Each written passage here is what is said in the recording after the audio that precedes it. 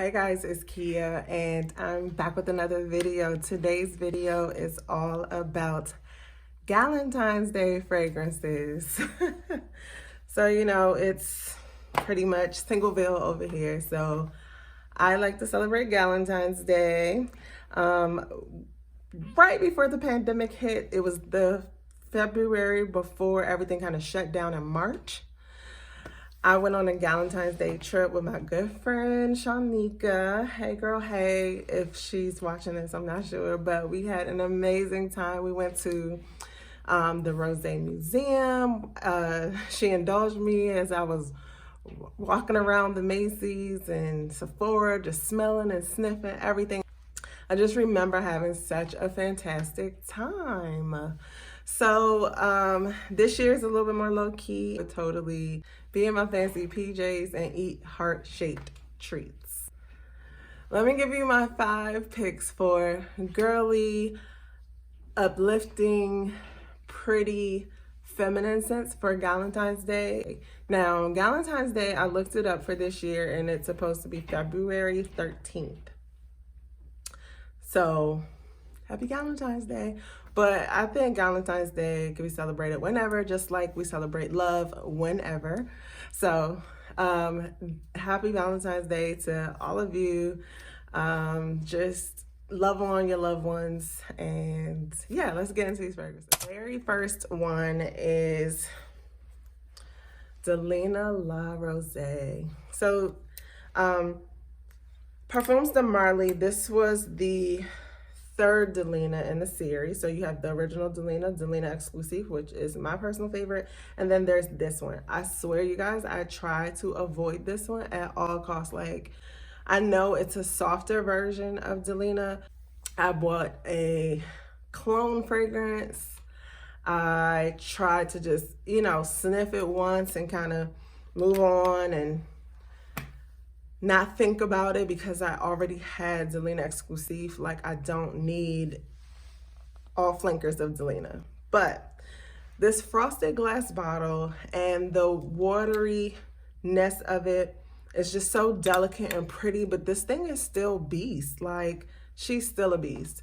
Now, I did get Dapper's version of La Rosee, and I think it's a pretty good one. I don't think it's 100% like match. However, it's still a good one. It still gave me those feels, but I mean, a good deal in the frosted bottle. I had to have it. She has notes of lychee, pear, bergamot, rose, peony, watery notes, white musk, woody notes, Haitian vetiver. This is very, like I said, pretty delicate, but she packs a punch for what she is, just like her predecessors. So this one is an amazing pick for Galentine's Day.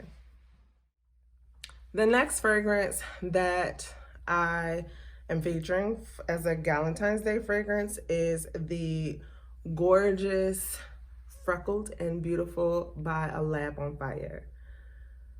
This is a 50 ml bottle.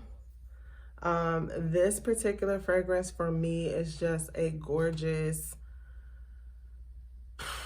orange blossom gourmand. Okay, so if you take the orange blossom that you might get in, let's say, Love Don't Be Shy, and added a croissant on top, it does not have that marshmallow. I'm literally only speaking of the orange blossom that's in Love Don't Be Shy. And then this has like milk and a biscuit, that pastry note. But just to simplify things, I'm calling it the neroli croissant or orange blossom croissant. It is so gorgeous. It's rich. The neroli and orange blossom keep it bright, but it has that rich gourmand quality that feels a bit buttery. It's lactonic. As much as I do not like orange blossom, or I proclaimed that I did not like orange blossom and neroli, the gourmand pastry or milk and biscuit notes definitely balance this out and carry it through the life of the fragrance. And I'm just so in love with this one. It's perfect, perfect, perfect with a cup of coffee. Next fragrance I have is 2021's release. I have a small little decant here, but this is Montale's Crazy in Love. Crazy in Love was love at first sniff. I smelled it at the mall, and when they sprayed it, it just kind of cut through everything that's in the mall and just gave me life. Like, it's so gorgeous. However, I had to take a step back and remember, Kia, this smells like every other Montale. I'm trying to think of but many of them smell just like this.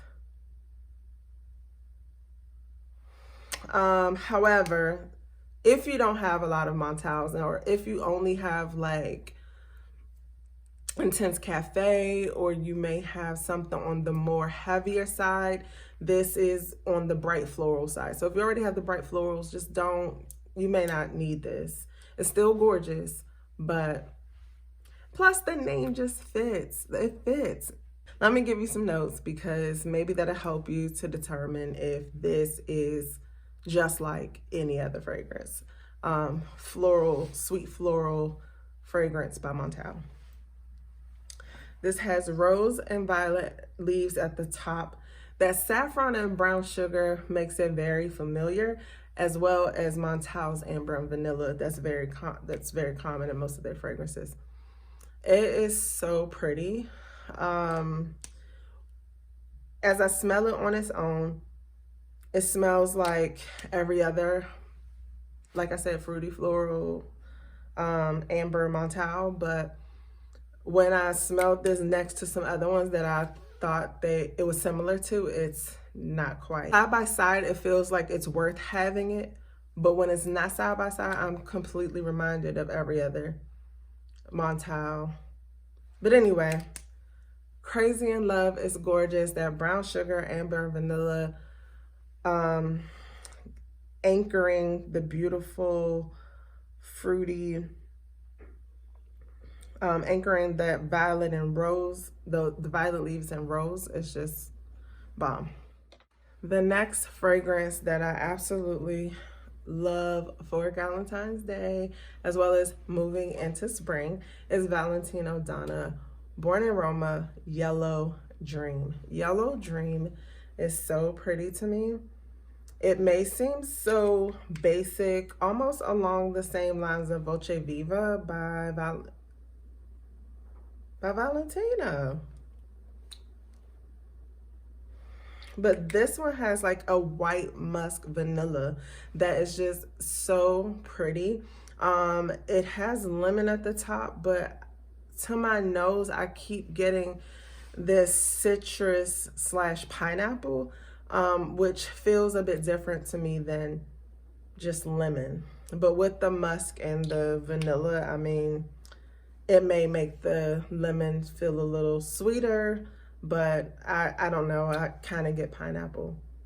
I know pineapple's in the men's version of this, but I love this. It's simple, it's bright, it's happy, it's comforting. It's what I love in a bottle.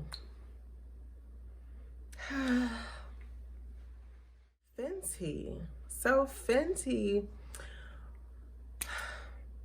I did a single review, and while she's not like, wow, oh my God, and my Kevin Hart voice, #1 on my list, she's still a very decent candidate. I feel like this is the scent when either you want to be semi-formal or you just want to be quiet and reserved.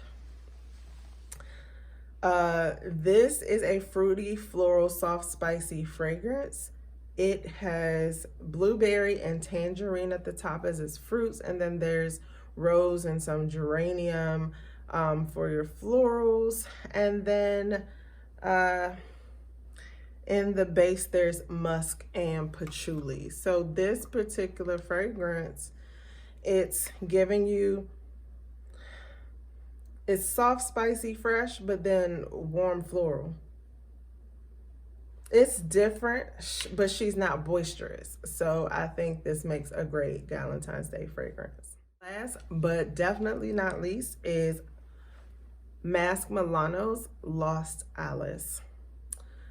This particular fragrance was one that I learned about through the 2021 Scent Explorer. I got this sample and could not put it down. I was so in love. This is a nod to Alice in Wonderland, and this was also created by Mackenzie Riley. Why am I in love with this? When I first smelled this, or as I just used the sample, used the sample, like it was like having carrot cake and tea. But it was like comforting sunshine. And so you don't smell the garden, but that's where you are. You don't smell the greenery, but that's where you are. With some sunshine, you have the tea, and you have carrot cake.